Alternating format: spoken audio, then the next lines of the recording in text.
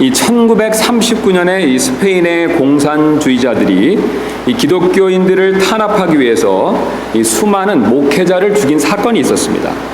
그래서 그 당시 순교를 당한 목회자들 중에는요, 이 마르크 에즈라는 목사님도 계셨습니다.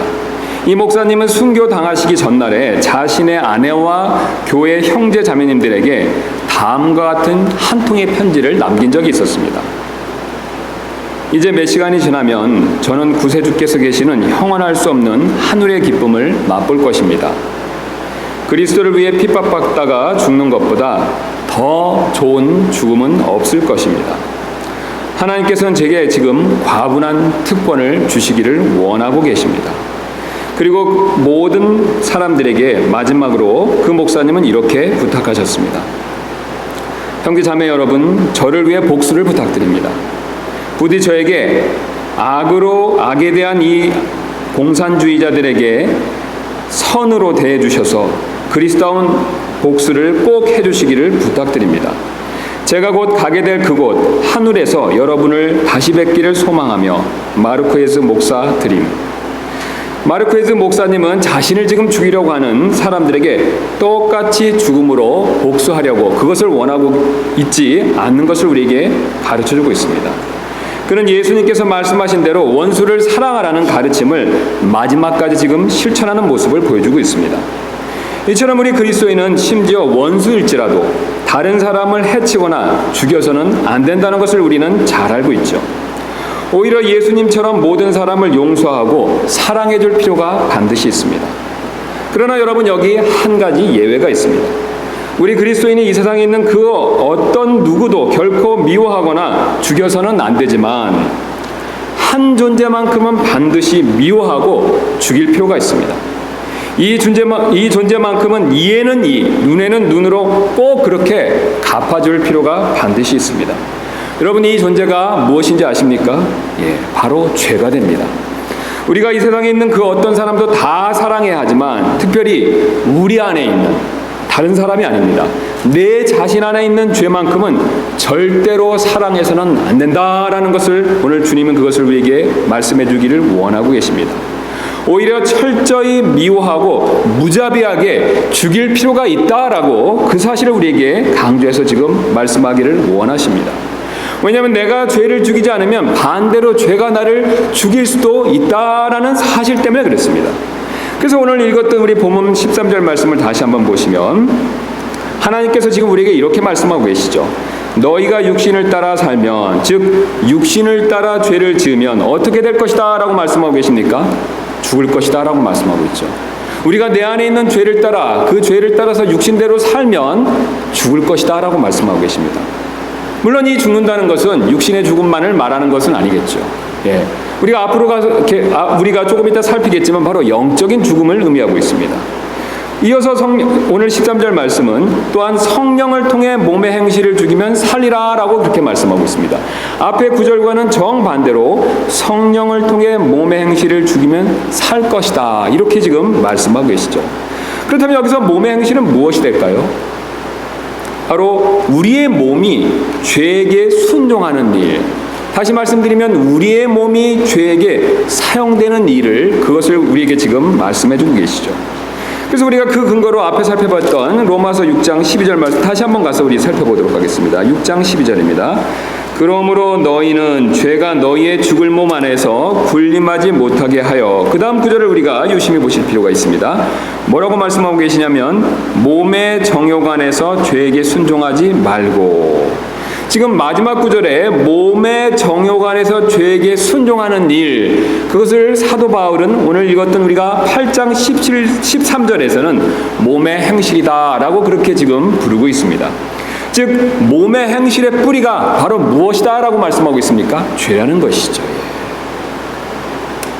우리가 몸으로 짓는 이 죄, 이 범죄의 뿌리는 우리 안에 있는 죄가 된다라는 것을 지금 말씀해 주고 계시죠. 그래서 조금 전에 우리가 읽었던 대로 이 몸의 행실을 죽이는 일은요, 바로 그 몸의 행실의 뿌리가 되는 죄를 죽이는 일이 되죠. 그래서 몸의 행실을 죽이는 일을 신학적으로는 죄를 죽이는 일이다 라고 종종 이렇게 부르고 있습니다. 즉 다시 정리해서 말씀드리면 성령을 통해서 몸의 행실, 곧 그 뿌리인 죄를 죽이면 어떻게 된다라고 말씀하고 계십니까? 우리가 산다라고 말씀하고 계시죠. 죽지 않고 영원히 산다는 뜻은 아니겠죠. 역시 마찬가지로 영적으로 우리의 마음이 산다라는 뜻으로 말씀하고 계십니다. 이처럼 내가 영적으로 내 마음이 살기 위해서는 반드시 우리의 몸의 행실의 뿌리가 되는 죄를 죽일 필요가 반드시 있습니다. 그러나 여러분 가운데 어떤 분은 이 죄를 죽인다는 것이 도대체 무슨 뜻인가 하고 의아하실지도 모르겠습니다. 그냥 죄를 짓지 말지라고 그렇게 말씀하시면 이해하기 쉬울 텐데 왜 굳이 죄 곧 몸의 행실을 죽이라라고 그렇게 말씀하시는지 궁금해하실지도 모르겠습니다. 그래서 오늘 이 시간에는 죄를 죽이는 것이 과연 무엇인지 우리가 그 내용을 한번 구체적으로 살펴보는 시간을 좀 갖도록 하겠습니다. 이를 위해서 우리는 먼저 이 두 가지 질문을 우리 스스로에게, 내 자신에게 먼저 한번 던져볼 필요가 있습니다. 가장 먼저는 나는 내 안에 죄가 존재한다는 사실을 분명히 확신하는가? 라는 질문을 우리 스스로에게 분명히 던져볼 필요가 있습니다. 왜냐하면 내 안에 죄가 있는지 없는지 그것이 확신이 서지도 않는데 죄를 죽이려고 하는 일을 할 사람은 아무도 없기 때문에 그렇습니다. 여러분 그렇지 않습니까? 내 안에 죄가 있다는 것을 내가 확신하지 않으면요, 오늘 이 주님의 명령에, 주님의 이 말씀에 순종하기가 참 어렵지 않겠습니까? 예를 들어서 제 자신이 내 안에 죄가 있는 것을 잘 믿지는 않습니다. 확신이 서지 않습니다. 그렇다면 내 안에 죄가 있는지 없는지도 모르는데 죄를 죽이라는 말씀이 저에게는 아무 의미가 없을 수도 있다는 것이죠. 그러나 우리는 우리 안에 죄가 존재한다는 사실에 대해서 의심 없이 분명히 확신을 가져야 합니다. 여러분 왜 그렇습니까? 지금 내 안에 죄가 있다라는 사실을 말씀해 주시는 분은 제가 아니라 바로 누구십니까? 하나님이시죠. 여러분 이 사실 정말 믿으십니까? 제가 지금 여기서 하나님 말씀을 전하지만 제가 그 내용을 말씀드리는 것은 아니죠. 저는 기록된 이 하나님 말씀, 성경 말씀을 그대로 여러분들에게 전달할 뿐이죠. 지금 내 안에 죄가 있다라고 말하는 분은 바로 우리에게 이 사실을 알려주시는 하나님이 되십니다. 사실 우리가 우리 안에 죄가 존재한다는 사실을 우리는 반드시 믿을 필요가 있는데요. 왜냐하면 그 누구보다도 진실하신 하나님께서 우리에게 지금 알려주시기 때문에 그렇죠. 사실 우리가 경험적으로 잘 아시는 대로 모든 사람들은 다 거짓말쟁이가 되죠. 여러분 이 세상에 살면서 저를 포함해서 우리가 거짓말을 한 번도 안 하신 분은 없으실 것입니다. 우리는 살아가면서 일부러든 아니면 어쩔 수 없든 거짓말을 할 때가 있죠. 그러나 우리 주님께서는, 우리 하나님께서는 절대로 거짓말하지 않으시는 분이십니다. 그럼 정말로 이 사실을 인정하십니까? 우리 주님은 절대로 거짓말하지 않으시는 분이시죠. 그 거짓말하지 않는 분께서요, 오늘 8장 13절 말씀까지 무려 8번에 걸쳐서 직접적으로 우리 안에, 내 안에 죄가 있다라는 사실을 반복해서 거듭해서 말씀해 주셨습니다. 여러분 한 번도 거짓말하지 않는 하나님께서 8번이나 무려 강조해서 말씀해 주셨으면 그것은 무엇을 의미하고 있습니까? 분명히 우리 안에 죄가 있다는 뜻이죠. 죄는 분명히 우리 안에 존재하고 있습니다. 주님은 그것을 바라보시고 우리 안에 있는 죄를 발견하시고 거짓말하지 않는 그분께서 성경 말씀을 통해서 우리 안에 죄가 있다라는 사실을 우리에게 지금 분명히 확실하게 말씀해주고 계십니다. 우리가 이렇게 죄가 존재한다는 사실을 인정할 때 우리는 본격적으로 죄를 죽이는 일을 시작할 수가 있습니다. 죄가 존재한다고 믿지 않는다면 누가 있지도 않은 죄를 죽이려고 그런 노력을 시도하겠습니까? 여러분이 사실 죄를 죽일 마음이 없으시다면 그것은 가장 먼저 죄의 존재를 인정하지 않으시기 때문에 그렇습니다. 아니면 최소한 의심하시기 때문에 그렇다는 것이죠. 누가 내 안에 혹시 암이 존재한다라는 사실을 인정하지 않는다면요, 여러분 어떻겠습니까? 내가 암에 걸렸지만 암에 걸린 것을 인정하지 않는다면요, 항암 치료를 받으려고 하는 사람은 아무도 없겠죠.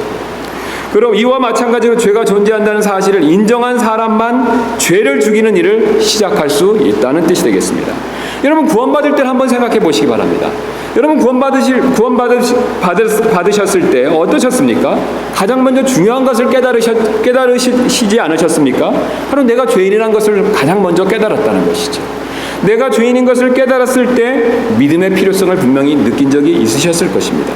마찬가지로 내 안에 죄가 있다는 것을 깨달았을 때 이 죄를 죽일 필요성을 느낄 수 있다라는 뜻으로 지금 제가 말씀드리고 있습니다.